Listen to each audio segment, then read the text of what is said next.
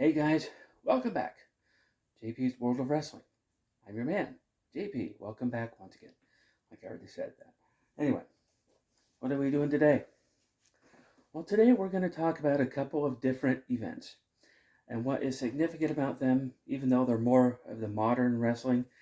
But what is significant about them is the fact that I was in attendance but for both of these events. Now, one of them, I thought that I had the individual event of this on DVD, but I guess I don't. But it's in this volume of WrestleMania Anthology, and it's on the back there. You can see 2005. The 2005 Royal Rumble, which took place in Fresno, California. I was in attendance, and the way that happened was I had just moved to California, like late the year before, 2004, and from Oregon. But my parents were living in California, and I moved to California to kind of escape some personal dramas going on in my life. Not going to go into that, but I needed a change of scenery. So my parents happened to be living in California, and they happened to have a spare room in their little house. So I moved in with them. And so one night, I'm just in my room. I forget what I was doing, but my dad called me into the living room and said, "Hey, you want to watch this?" And it was wrestling. It was a Friday Night SmackDown.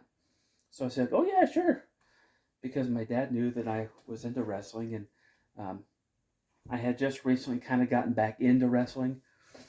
So I sat and I watched SmackDown, and my dad, we only had one house, or one TV in the house, I should say, and my dad would allow me to watch wrestling on Monday nights and Friday nights.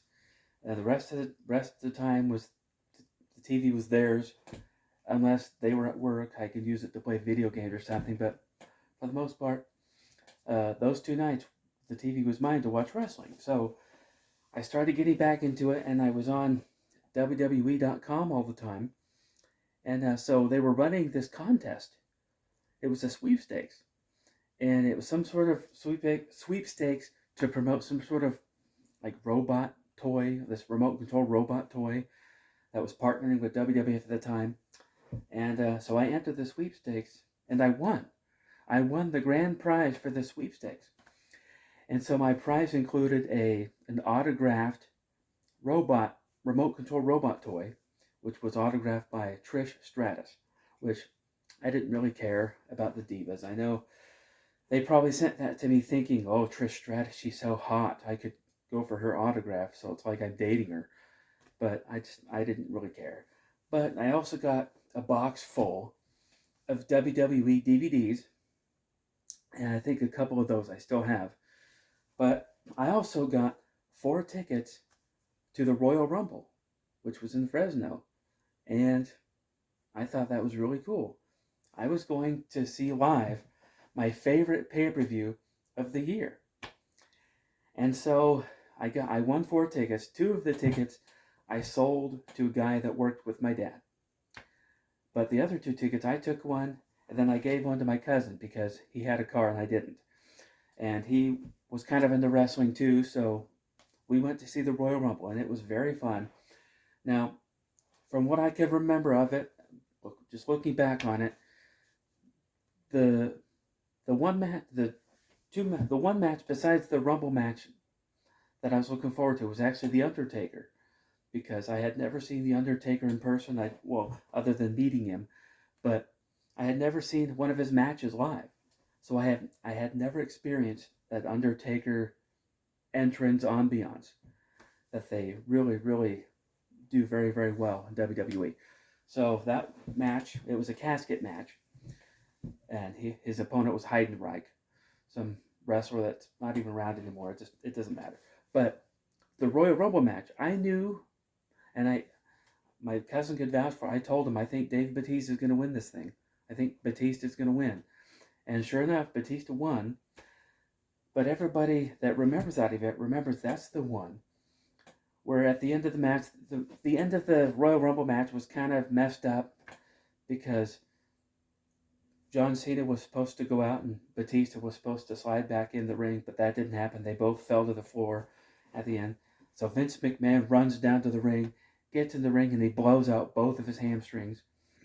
And so he's like sitting on his rear end in the ring, kind of leaning up against the bottom rope.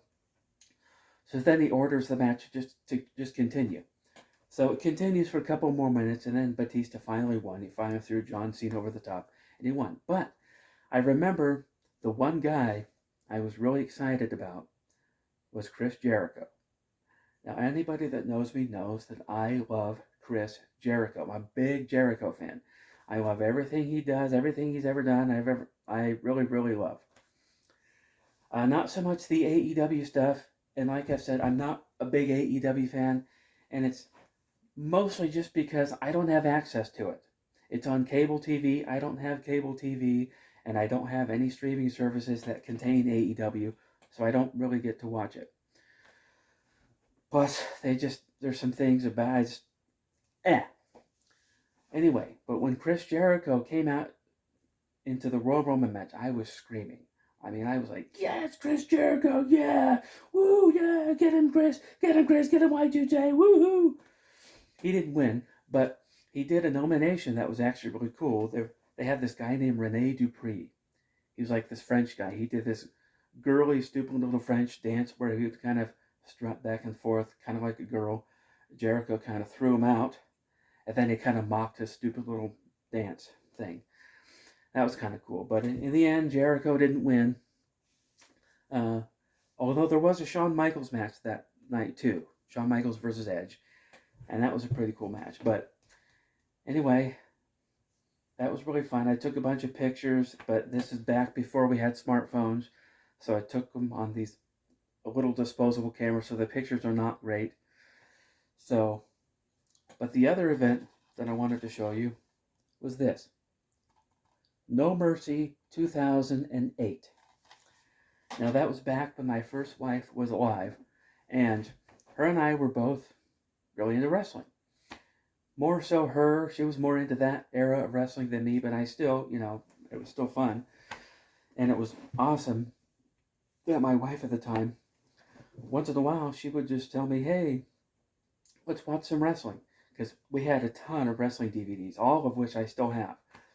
So that was really cool. But we went to this event. This time I didn't win tickets. I just bought the tickets on it. But they really weren't that much. I mean, compared to other events, it really was kind of reasonable. But what's interesting is on this event, especially during a couple different segments, you can actually see us in the crowd. Because she was in a wheelchair, so we had to have special wheelchair seating. But you could actually see us clear as day up there in the stands. You could see me because I'm wearing an orange Shawn Michaels t-shirt. She's wearing a black DX t-shirt. And two segments. One of them was the MVP segment, Montel Vontavious Porter. He gets to the ring, he starts talking. And the camera spans in such a way where you could actually see us clear as day up there. And then the other segment is the ladder match, the Chris Jericho, Shawn Michaels ladder match. A couple different points in the match where the camera was up at the top of the ladder. You could actually see us there. So that was really cool. That was one of the really cool memories I have. And then her and I also attended like a couple of Monday Night Raws and a SmackDown. And then there was a couple incidents during that time where I actually worked wrestling events. I used to work security in Portland, and a lot of times I'd get to work backstage where all the wrestlers were, and that was pretty exciting. And especially, there's one in particular that I'll talk about on a later video involving Hulk Hogan. But anyway, that's going to do it for this video. If you're new here, go ahead and like and subscribe, and I'll see you next time.